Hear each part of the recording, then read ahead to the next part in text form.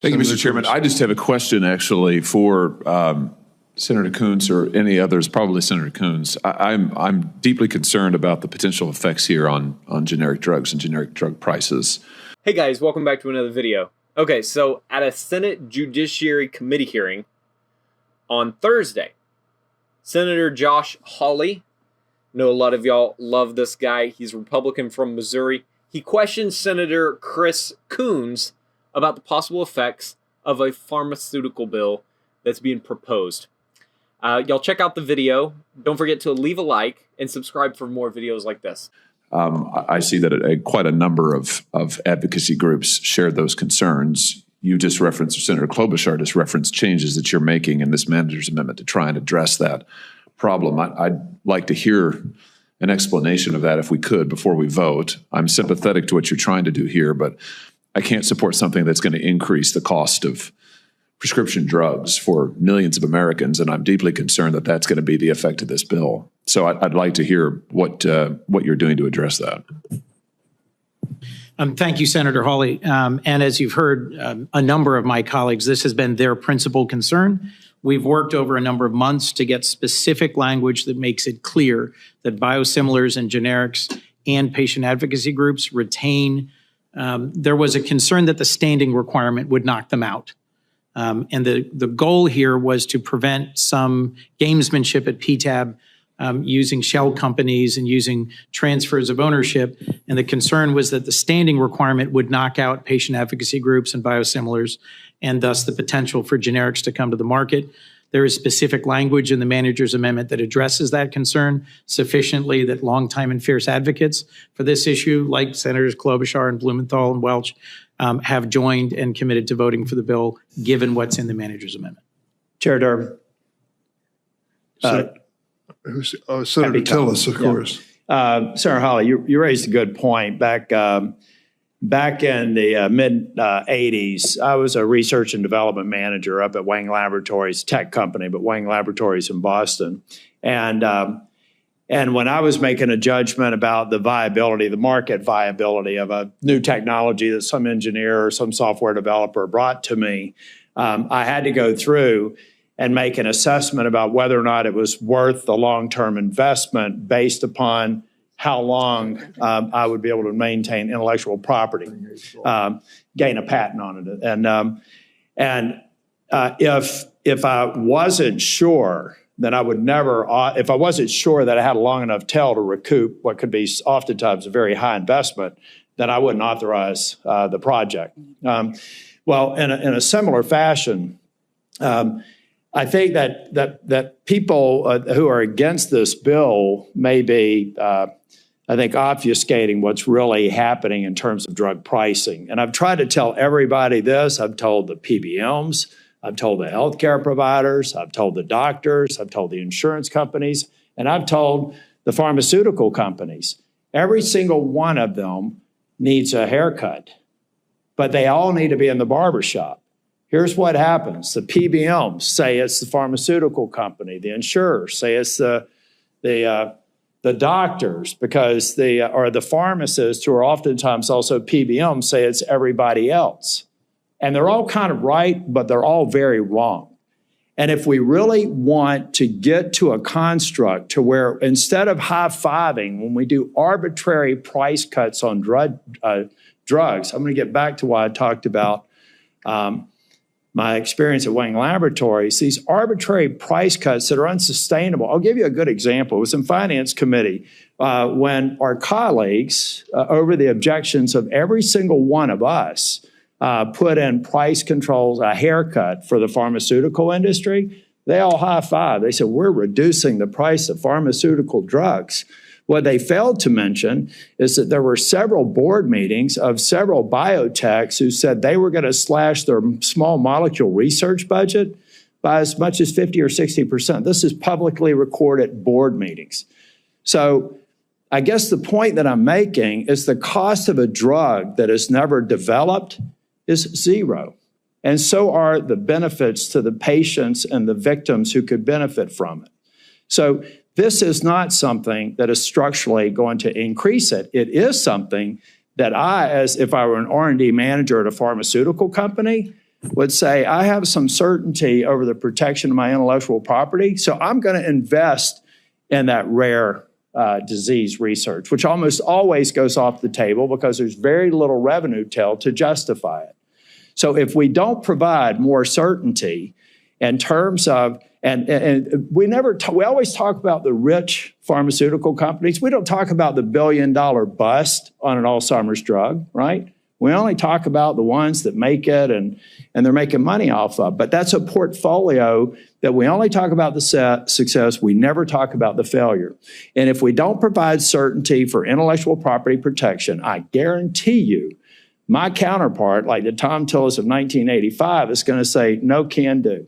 I'd love to serve that population of 5 or 10,000 people who are suffering from this disease, but the numbers don't work. Mr. Chairman. Senator Coons. To my colleague, Senator Hawley, I have the specific language now in the manager's amendment that defines a nonprofit, that is defined in a way that a patient advocacy group or a generic that is trying to bring a drug to the market and wants to test the patent protection of the branded drug, to make it clear, and this is what brought along several of my colleagues, to make it clear that these reforms in terms of standing would not advance what have been some gamesmanship by Big Pharma to use patents to rise prices. So I'm happy to share this language with you if that's helpful. Okay, guys, here's the thing. And they're saying a lot of things here. Some of it is right, some of it's wrong. What you've got to understand, and I think what we all know deep down, is that competition is good for the pharmaceutical industry, just like it's good for every other area. If I can set up another company and compete with this pharmaceutical company, then the competition will bring prices down to a point where consumers can afford it. And so it's not good for a pharmaceutical company to be able to develop a drug that treats X, Y, or Z and then have a forever patent on it, because then there's never any competition. Essentially, that company will then have a monopoly on that drug forever and always. On the other side, there's this whole idea of protecting intellectual property.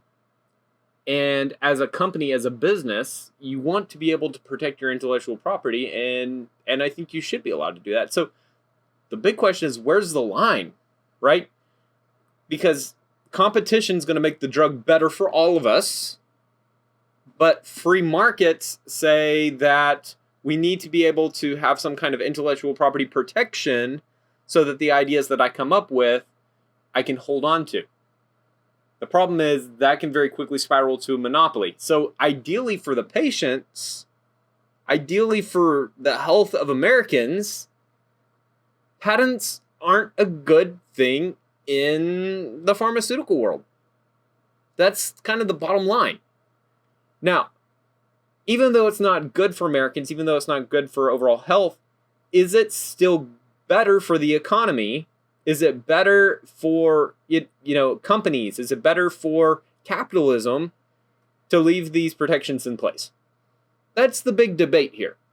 I'm curious to know what y'all think. Of course, this bill that they're proposing would make it easier for another company to come in here and challenge a protection, a patent on an existing drug and create kind of a biosimilar.